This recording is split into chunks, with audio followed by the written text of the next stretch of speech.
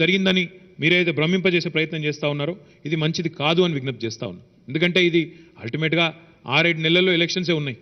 మంచేందో చెడేందో ప్రజలకు తెలుసు. ఎవరైతే బాగా జరుగుతుందో ప్రజలకు న్యాయం జరుగుతుందో ప్రజలకు తెలుసు. మీరు ఎన్ని చిల్లర ప్రయత్నాలు చేసినా, ఎన్ని కుట్ర కోణాల్లో ఎన్ని కథలు చేసినా ప్రజలు అల్టిమేట్గా ఏం చేయాలో అదే చేస్తారు. కాబట్టి దయచేసి పిల్లల విషయంలో రాజకీయం చేయకండి. ఎందుకంటే నిజంగా కూడా వారు సున్నిత మనస్కులు చాలామంది పిల్లలు. అలాంటి వాళ్ళని మీ వ్యాఖ్యానాల వల్ల ఇబ్బంది పెట్టకండి. అనవసరంగా వారిలో లేనిపోని అనుమానాలు సృష్టించకండి. దయచేసి ఈ విషయంలో నేను విజ్ఞప్తి చేస్తా ఉన్నా. ఇక చర్చనే పెట్టాల్సి వస్తే ఎవరు న్యాయం చేస్తున్నారు, ఎవరు అన్యాయం చేస్తున్నారంటే పెద్ద పుంకాలుగా మేము కూడా చెప్పొచ్చు. కేంద్రంలో 16 లక్షల ఉద్యోగాలు ఖాళీలు ఉన్నాయి, అవి నింపరు. ప్రభుత్వ రంగ సంస్థలన్నీ అమ్ముతారు. అక్కడ ఉండే ఎస్సీ ఎస్టీ బీసీ రిజర్వేషన్లు పోయేటట్టు చేస్తారు. వాళ్ళు వచ్చి మాకు ఇక్కడ నీతులు చెప్తారు. వాళ్ళు ఇంకా నికృష్టంగా మాట్లాడుతూ ఉన్నారు. సంవత్సరానికి 2 కోట్ల ఉద్యోగాలు ఇస్తామని స్వయంగా ప్రధానమంత్రి చెప్పిండు.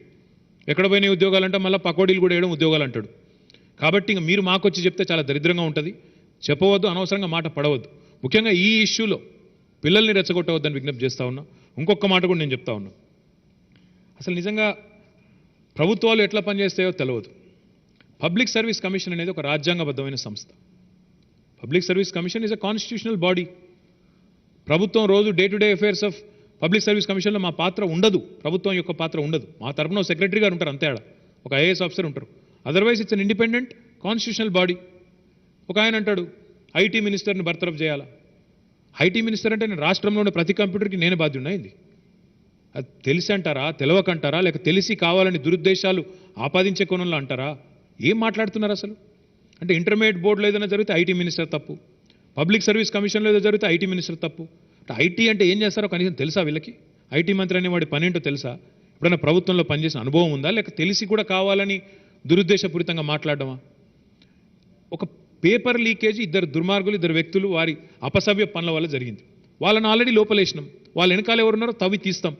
కానీ నోటికి వచ్చినట్టు మాట్లాడడం, బర్తరఫ్ చేయాలా? దేనికి బర్తరఫ్? నాకేం సంబంధం? అసలు ఐటీ డిపార్ట్మెంట్కి ఏం సంబంధం? తెలుసా అసలు మీకు ఏమైనా కామన్ సెన్స్ ఉందా?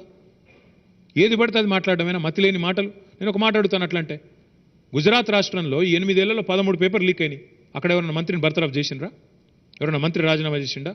మధ్యప్రదేశ్లో వ్యాపం కుంభకోణం అని చెప్పి ముఖ్యమంత్రి గారి మీద ఆరోపణలు వచ్చినాయి. ముఖ్యమంత్రి రాజీనామా చేసిండా? ఏమంటున్నా ఇప్పుడు కావాలంటే ఇక మొత్తం ఇస్తాను మీకు. ఇక పోలీస్ రిక్రూట్మెంట్ పేపర్ నిన్నగాక మొన్న అస్సాంలో లీక్ అయింది. ఎవరైనా మంత్రి రాజీనామా చేసిండా? ఏం మాట్లాడతారు నాకు అర్థం కాదు అసలు. ఎటు పడితే అటు మాట్లాడమేనా? నోటికి వచ్చినట్టు వాగడమేనా?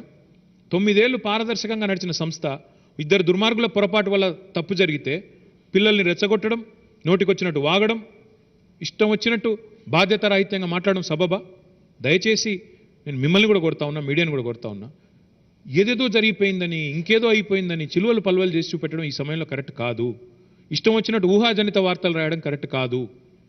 తెలుసుకోండి, వివరణ తీసుకోండి. మేమేమైనా తప్పు చెప్తే ఎస్ వీఆర్ రెడీ. మేము తప్పు చెప్తే, మేమేమైనా తప్పు సమాచారం మీకు ఇస్తే వీఆర్